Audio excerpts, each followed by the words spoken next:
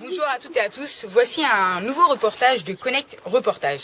Donc nous sommes précisément dans un petit village appelé Benaton, près de Chavagne-en-Paillé, en Vendée, en France.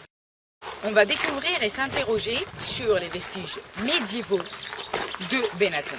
Donc nous sommes en présence de Monsieur Moreau, de Monsieur Deguerry et de Monsieur Aubray, professeur d'histoire-géographie.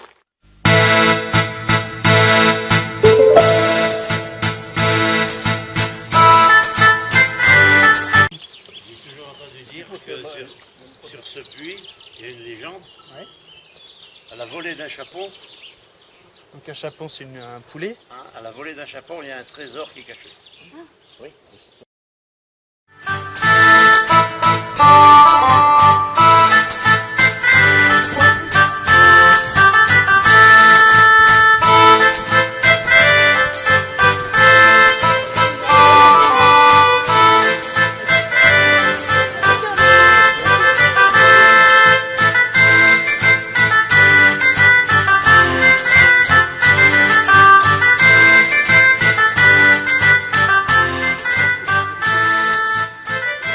Sur cette idée, on peut imaginer qu'avant, une butte de terre plus importante pour dominer le territoire aux alentours, avec un château en bois construit dessus. Un rempart en bois, donc une douve arrondie autour, un rempart de bois, pourquoi pas un deuxième rempart de bois et un passage ici. Donc ça, ce sont les premiers châteaux. D'accord ? Donc c'est des petits châteaux en bois. On va commencer à construire en pierre à partir du XIIe siècle. 12e, 13e siècle. Avant, les châteaux étaient tous en bois. D'accord ? Moi, je verrais bien ça ici. Ça y ressemble en tout cas. Bonjour Monsieur Deguerry, on va vous laisser déjà vous présenter. Ben, merci beaucoup de m'avoir invité à votre grande sortie par ce très beau temps. Voilà, je connais votre professeur, Monsieur Aubry, depuis quelques mois maintenant. Et je suis président de l'association du patrimoine de Chavagne qui s'appelle Présence du passé. Et donc, je suis très heureux d'être avec vous ce matin pour découvrir Benaton. Y a-t-il eu des événements qui ont bouleversé le village de Benaton? Alors, moi, l'événement qui est le plus frappant pour moi et que vous avez visité tout à l'heure, c'est lorsque la Révolution, les colonnes infernales sont passées dans le village et ont tué beaucoup de gens. Voilà, c'est un moment. Donc, c'était en 1700, le 23 février 1794. Bonjour Monsieur Moreau, on va vous laisser vous présenter, après on pourra passer à quelques questions. Bonjour les enfants, merci d'être venus à Benaton. Alors, je vais me présenter, je suis Moreau Yves, j'ai 67 ans, je suis président des Amis de Benaton. Les Amis de Benaton, c'est une association qui est dans le village de Benaton et qui a été faite pour entretenir la chapelle. Donc cette association a pour but d'entretenir la chapelle et les deux calvaires, ceux qui vont avec, il y a deux calvaires à entretenir. Hein. Donc on fait quelques fêtes dans l'année pour récupérer un petit peu d'argent pour nous permettre d'entretenir notre patrimoine. On va commencer par la première question. Qu'est-ce que vous savez sur Benaton, ce que vous avez entendu, ce que vous avez vu par vos, peut-être les ancêtres vous ont raconté des petites choses qui sont assez intéressantes peut-être. Donc je vous laisse.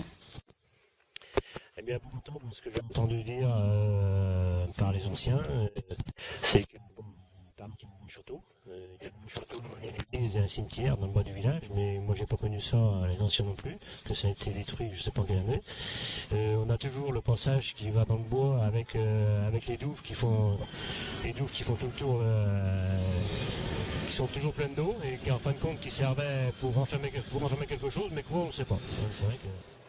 Pourquoi un château à Benaton? Il faut d'abord rappeler que Benaton fait partie de la seigneurie de Montaigu, ou plutôt de la baronnie de Montaigu, puisque le seigneur de Montaigu était baron. Dans les textes anciens, on parle de Benaton, ou plutôt de Pertuis de Benaton. Donc il faut s'intéresser au mot Pertuis. Pourquoi utiliser ce mot de Pertuis?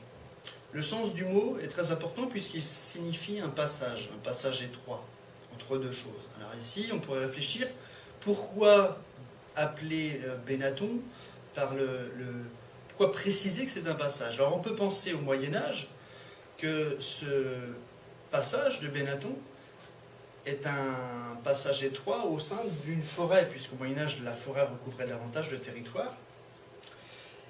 On peut imaginer que la forêt de Gralat s'étendait jusqu'à Benetton, et qu'à Benetton, il y avait une trouée, un trou. On parle aussi de foramen de Benetton, et foramen en latin, ça veut dire un trou. Qu'il pouvait y avoir un trou, un passage étroit, un pertuis, un foramen à Benetton. Ça devait donc une route importante dans la baronnie de Montaigu, et donc une route qu'il fallait protéger, défendre.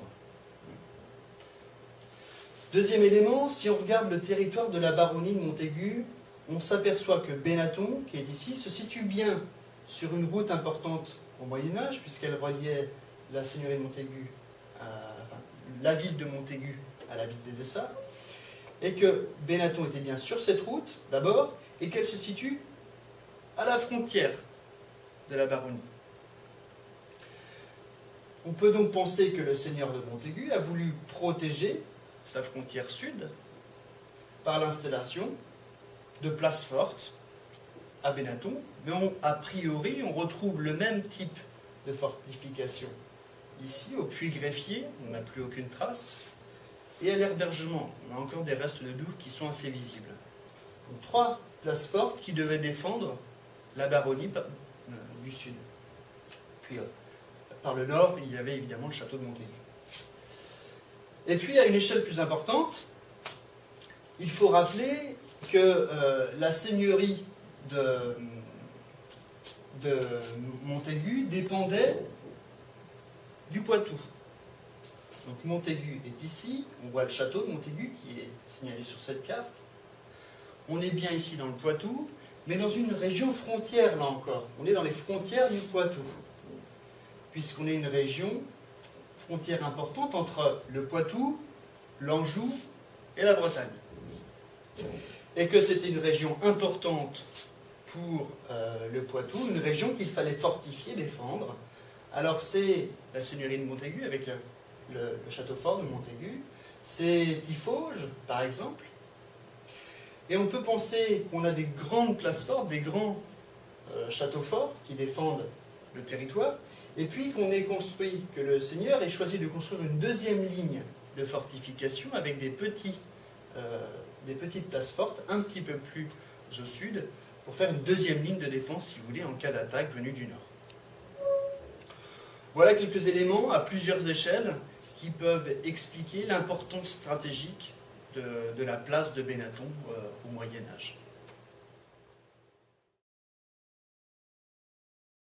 Merci de nous avoir suivis lors de cette matinée à Benetton et rendez-vous pour voir cette vidéo sur le site www.connect-info.onlc.fr.